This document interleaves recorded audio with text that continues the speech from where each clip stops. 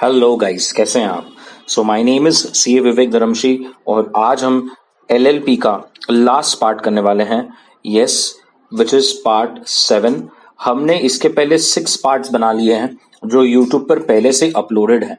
अगर आपने पहले पार्ट्स जो 6 पार्ट्स जो हमने अपलोड किए हैं वो नहीं देखे हैं तो आई विल रिक्वेस्ट यू कि आप पहले उसे देख लीजिए, because every part is interlinked. अगर आप पहले के 6 पार्ट्स देख लेंगे तो आपके जो आखिरी 7 पार्ट है ये समझने में आसानी होगी। Sure about this? तो चलिए जल्दी से शुरू करते हैं हमारे एलएलपी एक्ट 2008 का सीरीज का last video, that is part 7। अब ये पार्ट 7 में हम लोग मिसलेनियस सब चीजें देखेंगे। तो सबसे पहले कुछ फाइनेंशियल डिस्क्लोजर्स के बारे में देख लिया जाए। चलिए, अब सेक्शन 34 और सेक्शन 35, ये दो सेक्शंस हमारे बुक्स ऑफ अकाउंट्स, हमारे फाइनेंशियल डिस्क्लोजर से रिलेटेड है। तो आइए सेक्शन 34 और 35 को देखें। अब 34 कहता है कि proper books of accounts maintain कीजिए। क्या कीजिए? Proper books of accounts maintain कीजिए हर एक ईयर का। कैसे कर सकते हैं? एक, कैश बेसिस या अक्रूवल बेसिस। अब अगर आप देखेंगे ध्यान से, यहां पर एंड कहा है, इसका मतलब सेकंड डबल एंट्री सिस्टम के हिसाब से, अगेन एंड कहा है, एंड थर्ड उसे रजिस्टर्ड ऑफिस पर मेंटेन कीजिए। क्लियर है? इसका मतलब यहां पर 3 कंडीशंस हमें स्पेसिफिकली बोली गई है। एक तो आप कैश या अक्रूवल बेसिस पे कर सकते हो, डबल एंट्री के हिसाब से करना है और रजिस्टर्ड ऑफिस रखना है। कितने समय के लिए? For such period as may be prescribed. जितने समय का बोला हो एक्ट में या स्पेसिफिकली कोई रेगुलेटरी अथॉरिटी ने कहा हो तो आप उतने समय के लिए अपने बुक्स ऑफ अकाउंट्स को मेंटेन करेंगे।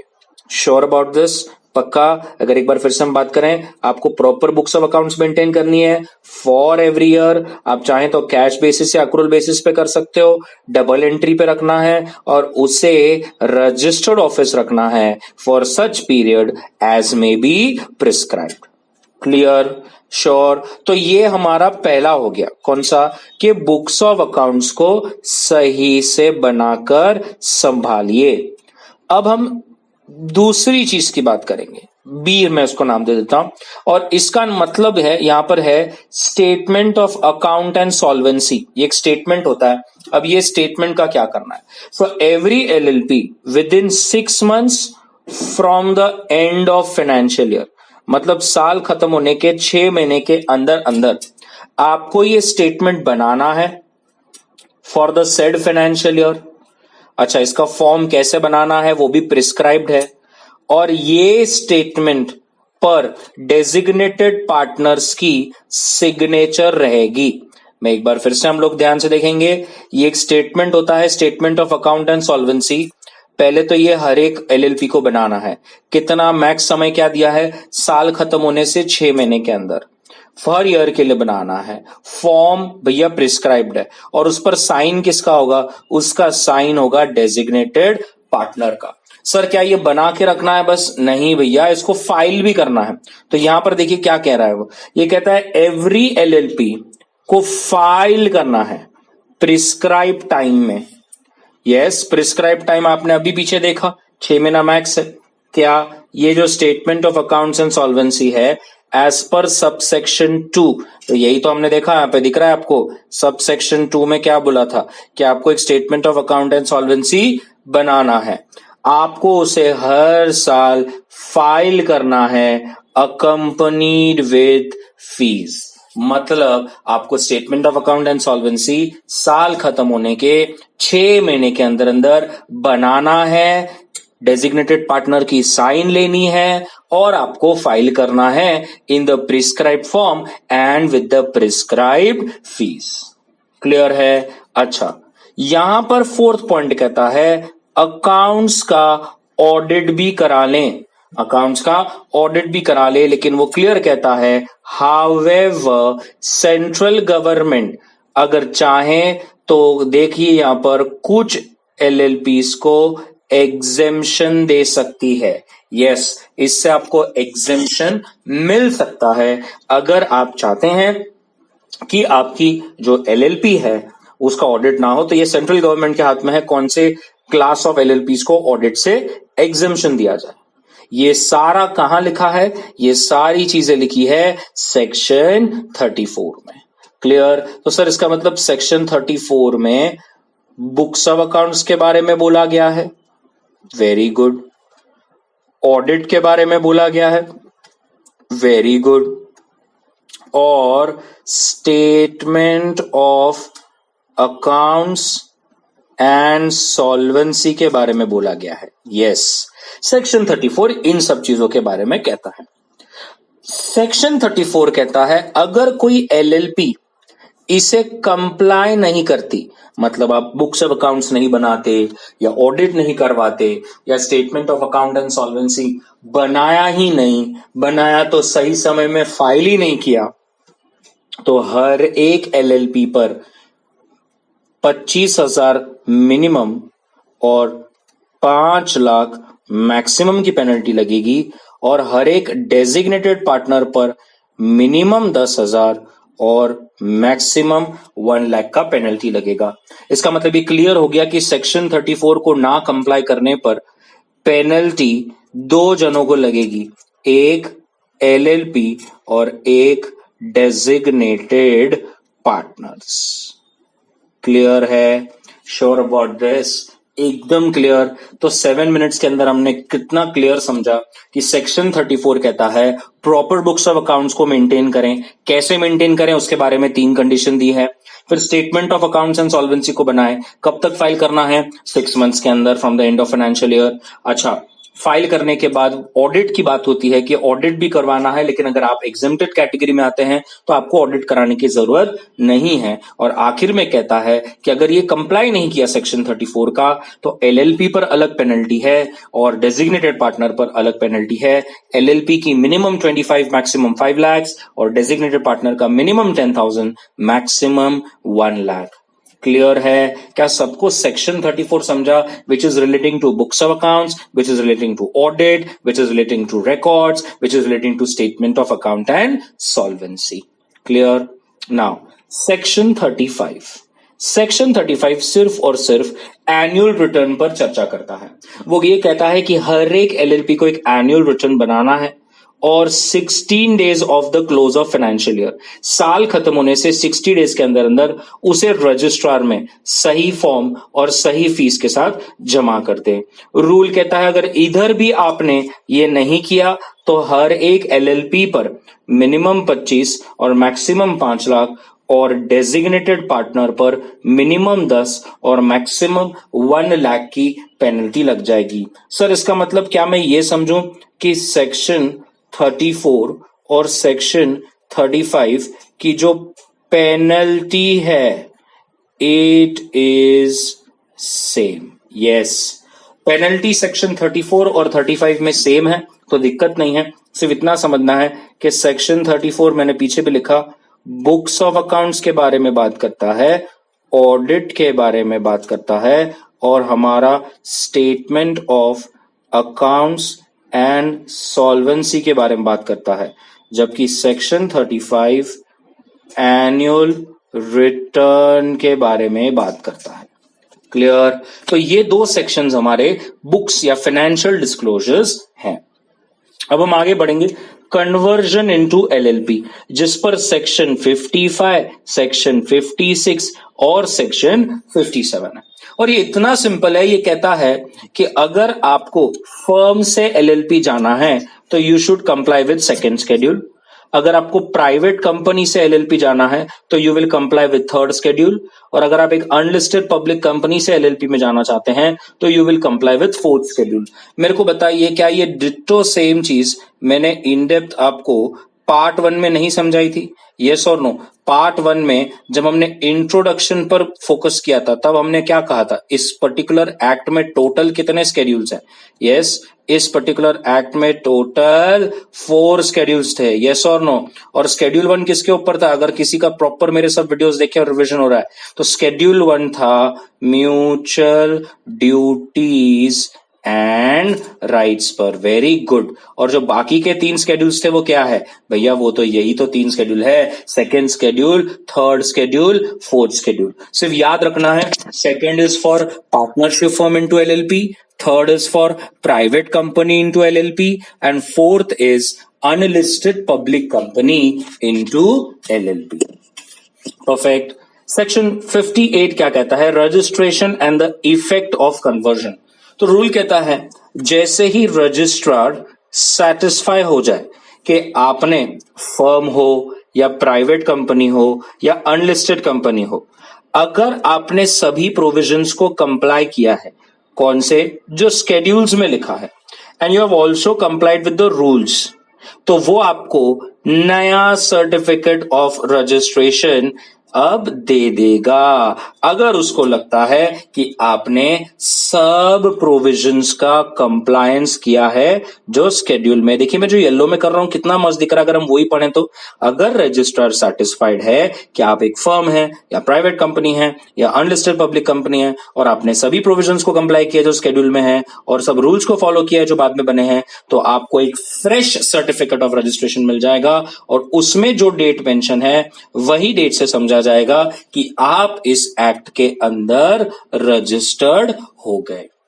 बताइए कितना क्लियर है? श्योर। रूल कहता है 15 डेज ऑफ रजिस्ट्रेशन, जैसे ही 15 दिन हो जाते हैं, अगर आप एक पार्टनरशिप फर्म है तो फर्म रजिस्ट्रार ऑफ फर्म्स को बताइए, और अगर आप कंपनी है तो रजिस्ट्रार ऑफ कंपनीज को बताइए कि भैया अब हम कन्वर्ट हो चुके हैं और सो एंड सो फॉर्म में we are been now a LLP. तो खत्म होने से 15 दिन के अंदर आपको बताना है। रूल कहता है जैसे ही कन्वर्जन हो जाएगा, पार्टनरशिप फर्म के पार्टनर्स और अनलिस्टेड कंपनी और प्राइवेट कंपनी के share holders will be deemed as if now they are the partners of LLP and they are bound with whatever is mentioned in the schedule. फिर से एक बार yellow में मैं कितना clear कर रहा हूं, जैसे ही कन्वर्जन हो जाए, फर्म में जो पार्टनर्स थे और प्राइवेट कंपनी और अनलिस्टेड में जो शेयर होल्डर्स थे, अब they will be deemed as if they are the partners of LLP and they are bound by whatever is mentioned in the schedule. Clear है? Upon such conversion from the date of certificate of registration the effect will be as whatever is specified in the schedule. So ये हमें पता है। तो basic है, registration हो जाते ही 15 दिन के अंदर इन्फॉर्म कर दें, आपको एक फ्रेश सर्टिफिकेट मिल जाएगा। और फिर अगर आप एक पहले पार्टनरशिप थे तो उसके पार्टनर्स, और अगर आप पहले कंपनी थे तो उसके शेयर होल्डर्स अब आपके LLP के पार्टनर्स मान लिए जाएंगे। अगर हम इफेक्ट की बात करें तो रूल कहता है जिस दिन से आपकी LLP बन जाए, ध्यान से देखिए, जिस दिन आपकी LLP बन जाए, it shall be by the name specified in the registration considered कि ये नाम से आपका LLP चलेगा।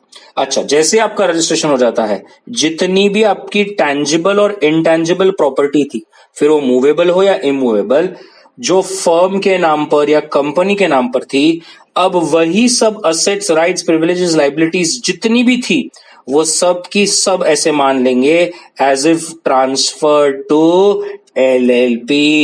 ध्यान से देखिए, shall be transfer to LLP। इसका मतलब आपको कोई फर्दर एक्ट, डीड या बनाने की जरूरत नहीं है।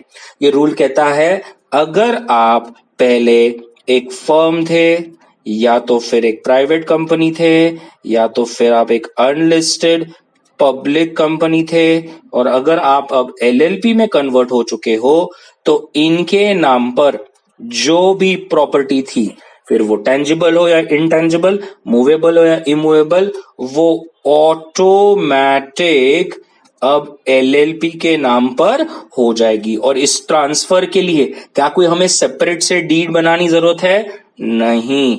जैसे ही आप LLP में कन्वर्ट हो जाओगे, it will be deemed that all the properties now belong to LLP। Sure about this? पक्का? द फर्म और द कंपनी जो पहले था, now it will be deemed कि वो डिसॉल्व हो गया है, और वो रजिस्ट्रार ऑफ फर्म अगर पार्टनरशिप फर्म है, और अगर रजिस्ट्रार ऑफ कंपनी अगर वो पहले कंपनी है, वहां से अब आपका नाम मिटा दिया जाएगा। Clear? Because now you have taken the form of LLP. तो सिंपल है, जिस नाम से आपका सर्टिफिकेट ऑफ रजिस्ट्रेशन आया है, अब आप उस नाम से एलएलपी की तरह काम करेंगे। फर्म प्राइवेट या अनलिस्टेड कंपनी के नाम पर जो भी प्रॉपर्टीज होगी अब वो एलएलपी के नाम आ जाएगी। और याद रखें कि रजिस्ट्रार ऑफ फर्म में जो आपका पहले पार्टनरशिप फर्म का नाम था, या अगर आप पहले कंपनी थे तो आरओसी में जो कंपनी का नाम था, अब वो डीम्ड हो जाएगा कि डिसॉल्व हो गया है, और वहां से आपका नाम हटा दिया जाएगा। क्लियर है? श्योर? अगर हम फॉरेन एलएलपी की बात करें तो रूल कहता है फॉरेन एलएलपी का मतलब है ऐसा जो अपना कोई ना कोई एस्टैब्लिशमेंट बिजनेस करने का इंडिया में है, सेटअप किया है, वो यहां पर अपना जो है बिजनेस इंडिया में करता है, लेकिन उसकी इनकॉर्पोरेशन कहां हुई है? इंडिया से बाहर। तो रूल कहता है सेंट्रल गवर्नमेंट समय समय पर रूल्स बनाएगा विथ ऑल मॉडिफिकेशंस, जो भी ऐसी सब फॉरेन एलएलपीज को कंप्लाई करना है। और फॉरेन एलएलपी का काम है कि जो भी सेंट्रल गवर्नमेंट रूल्स बनाए, प्रोविजंस बनाए, जहां पर भी अमेंडमेंट्स मॉडिफिकेशंस लाए, वो उसको सही तरह से कंप्लाई करे। Sure about this? ये कहां लिखा है? ये लिखा है सेक्शन 59 में। अब अगर हम वाइंडिंग अप की बात करें, समझ लीजिए हमें एलएलपी को बंद करना है, तो सेक्शन 63 कहता है वाइंडिंग अप एक तो वॉलेंट्री हो सकती है, या तो फिर ट्राइब्यूनल आपसे जबरदस्ती करवा सकता है। वॉलेंट्री मतलब एलएलपी के पार्टनर्स खुद चाहते हैं कि अब हम बिजनेस को बंद कर दें, और ट्राइब्यूनल का मतलब है आपको जबरदस्ती करवा रहा है। तो अब सेक्शन 64 में देखेंगे ट्राइब्यूनल कौन से केसेस में हमें जो है वो वाइंड अप करने का कह सकता है। तो पहले अगर एलएलपी ने ही डिसाइड किया है कि हमें करना है तो। सेकेंड, 6 महीने से ज्यादा नंबर ऑफ पार्टनर्स 2 से कम चल रहे हैं। अब बताइए, ये भी हमने पार्ट 1 में देखा था, याद है? अगर 6 महीने से ज्यादा एक ही पार्टनर एलएलपी चला रहा है तो फिर तो हर लाइबिलिटीज के लिए will be personally liable, you remember? तो वहां केस में अगर ट्राइब्यूनल को समझता है और ट्राइब्यूनल कहता है वाइंड अप करने का तो। थर्ड, एलएलपी अपना जो भी कर्ज है, डेटर्स को पैसा नहीं पे कर पा रहा है, तो then in that circumstances again tribunal will say. Fourth, आपने भारत की सोवरेनिटी, इंटेग्रिटी या सिक्योरिटी पर ऐसा कुछ काम किया है which is not in the interest of public as a whole, which is not in the interest of sovereignty and integrity of India as a whole, तो फिर भैया एलएलपी को बंद करने का बोला जाएगा। नेक्स्ट, आपने डिफॉल्ट कर दिया। अब आप कहोगे सर कौन सा डिफॉल्ट कर दिया? आपको याद है ना, statement of account and solvency साल खत्म होने के 6 महीने के अंदर करना है, और एनुअल रिटर्न अभी पीछे देखा 60 डेज के अंदर करना है। हाँ सर, तो क्या हुआ उसका? अरे वो आपने 5 लगातार साल तक फाइल ही नहीं किया। ओके, मतलब एक तो statement of account and solvency नहीं किया, या तो फिर एनुअल रिटर्न नहीं किया, या तो दोनों ही नहीं किया। अगर आपने लगातार 5 कंसेक्यूटिव ईयर्स तक फाइल नहीं किया है तो फिर ऐसे सर्कमस्टांसेस में ट्राइब्यूनल आपको वाइंड अप करने का बोल देगी। नेक्स्ट, या तो फिर ट्राइब्यूनल के ओपिनियन में it is just and equitable, मतलब ऐसा लग रहा है कि नहीं यार, it is in the interest of everyone that you should wind up, you should close your business, you should dissolve, तो फिर करना पड़ेगा। श्योर? आपको वीडियो में छोटा सा नीचे दिख रहा होगा rules for winding up and dissolution section 65। It's just a one line, it says central government ऐसे वाइंडिंग अप और डिसोल्यूशन के लिए समय समय पर जो भी रूल्स रिक्वायर्ड है वो बना सकता है। तो आपको शायद वीडियो में पूरा ना दिख रहा हो, लेकिन मैंने आपको थोड़ा सा डिक्टेट करवा दिया। सेक्शन 65 अगर आप देखेंगे है, और वो सिर्फ इतना कहता है सीजी रूल्स बनाएगा, प्रोविजंस बनाएगा वाइंडिंग अप के रिलेटेड। Sure about this? पक्का? नाउ सेक्शन 66 क्या कहता है? Business transactions of partner with LLP. और हमें पता है कि एक पार्टनर जैसे थर्ड पार्टी को पैसे देता है, लोन देता है, यस, वैसे ही एक पार्टनर अपनी ही एलएलपी को लोन दे सकता है और ऐसा व्यवहार एलएलपी के साथ कर सकता है और उसके सभी राइट्स एंड ऑब्लिगेशंस रहेंगे with respect to that loan as if एक दूसरा पर्सन जो पार्टनर ना हो और एलएलपी को लोन दे तो उसके क्या अधिकार होते हैं, सेम वही अधिकार एक पार्टनर के भी होंगे अगर उसने अपनी एलएलपी को लोन दिया है तो। Sure about this? पक्का? तो जैसे एक थर्ड पार्टी किसी को लोन देता है और अलग अलग एक्ट में उसके पास कितने सारे राइट्स होते हैं, वही सब राइट्स एक पार्टनर के भी होंगे अगर उसने अपने एलएलपी को लोन दे रखा है तो। Sure about this? सेक्शन 67। अब सेक्शन 67 कहता है applications of some companies act के प्रोविजन। रूल कहता है सेंट्रल गवर्नमेंट बाय नोटिफिकेशन बताएगा कि कंपनीज एक्ट के कौन से रूल्स और सेक्शंस एलएलपी को अप्लाई होंगे और कौन सी चीजें एलएलपी को एक्सेप्शन की जाएगी या मॉडिफाई किया जाएगा एज में बी स्पेसिफाइड। तो ये समय समय पर बताया जाएगा सेंट्रल गवर्नमेंट के द्वारा कि कंपनीज एक्ट के कौन से चीजों कौन से प्रोविजंस को कंप्लाई करना है और कौन से प्रोविजंस से आपको जो है वो छूट दी गई है। A copy of every notification shall be laid in draft before the House of Parliament while it is in session for a total period of 30 days, which may be obviously one or two or more successive sessions, and if before the expiry of such session, immediately following the session or the successive sessions, both the houses agree in disapproving the issue, तो फिर the notification shall not be issued, it will B only issued अगर दोनों houses उसको हाँ कहता है।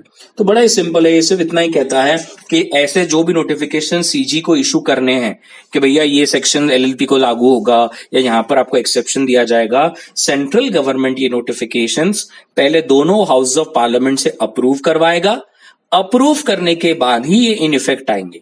Rule कहता है अगर both the house of parliament ने डिसअप्रूव कर दिया है तो ऐसे नोटिफिकेशंस को पब्लिश नहीं किया जाएगा जब तक ये दोनों हाउसेस एग्री नहीं करते इन द ओरिजिनल और मॉडिफाइड फॉर्म, तब तक ये एलएलपी पर लागू नहीं होगा। Next, electronic filing of documents. अब कोई भी डॉक्यूमेंट जो भी हमें फाइल करना है, रिकॉर्ड करना है, रजिस्टर्ड करना है, it shall be filed, it should be recorded, it should be registered in such manner and as may be prescribed। तो नॉर्मली अब जितने भी डॉक्यूमेंट्स होते हैं ना, ये सब फाइल ही होने, इलेक्ट्रॉनिकली फाइलिंग होंगे। अब हार्ड कॉपी में ऑफिस में जाकर कुछ भी देना नहीं, करना नहीं है। A copy or an extract from any document electronic filed or submitted to the registrar which is supplied or issued by the registrar and certified through a digital signature as per your IT Act will be considered as a true copy or extract of such document and is permissible to be used like an evidence as if वो एक original document ही है। सब IT act के तहत सब documents को online ही file करना है और वो डॉक्यूमेंट्स को जैसे हम सेल्फ अटेस्ट करते हैं वैसे आप डिजिटल सिग्नेचर के द्वारा कर सकते हो और अब उसी डॉक्यूमेंट को ट्रू डॉक्यूमेंट है या यही ओरिजिनल डॉक्यूमेंट है ऐसा कंसिडर कर लिया जाएगा। Any information supplied by the registrar that is to be certified can be done by affixing a digital signature to the true extract from any document file or submitted to the registrar in any proceedings can also be used as an evidence unless such evidence you can clearly prove in the court कि ये exactly वो नहीं है जो document में था। तो अब रूल कहता है ऐसा कोई भी डॉक्यूमेंट जो आपने इलेक्ट्रॉनिकली रजिस्ट्रार के पास फाइल किया हो तो रजिस्ट्रार उस पर्टिकुलर डॉक्यूमेंट को एज एन एविडेंस जो है, कोई प्रोसीडिंग्स अगर आपके खिलाफ चल रही हो तो उसको एज एन एविडेंस भी सबमिट किया जा सकता है। Sure about this? Pakka. And the last section, section 69, it says any document or return that is required to be filed or registered, and if you have not filed, provided may be filed or registered after that time, but up to 300 days within which it should have been filed on payment of additional fee of 100 for every such delay in addition to fee as payable in filing. However, such document or return without prejudice to any other action or liability also be filed after such period of 300 days and additional fee will be specified in that section। मतलब it's very simple, it says कि देखिए आपको बहुत जगहों पर clear time limit दिया गया है कि ये टाइम लिमिट के अंदर आपको जो है वो फाइल करना है, ठीक है। अब रूल कहता है समझ लीजिए कि आपकी वो डेडलाइन चली गई तो आप अप टू 300 डेज तक भी फाइल कर सकते हैं, सब्जेक्ट टू आपको एवरी 1 डे ऑफ डिले का 100 रुपीज लगना पड़ेगा। फिर कहता है समझ लीजिए आपने 300 डेज तक भी नहीं किया, तो 300 डेज के बाद भी फाइलिंग की जा सकती है, लेकिन ऐसे समय पर आपको और एडिशनल फी देनी पड़ेगी, और फिर उसमें जो भी आपके खिलाफ एक्शन होगी, लाइबिलिटी होगी, वो तो आप पर लगेगी। आप ऐसा ना सोचे कि आपने एडिशनल फी दी है तो कोई दूसरी एक्ट में ये लेट फाइलिंग के कारण जो भी एक्शन है या जो लाइबिलिटी है वो आप पर नहीं लगेगी, हम पैसे भर के छूट जाएंगे, बिल्कुल भी नहीं।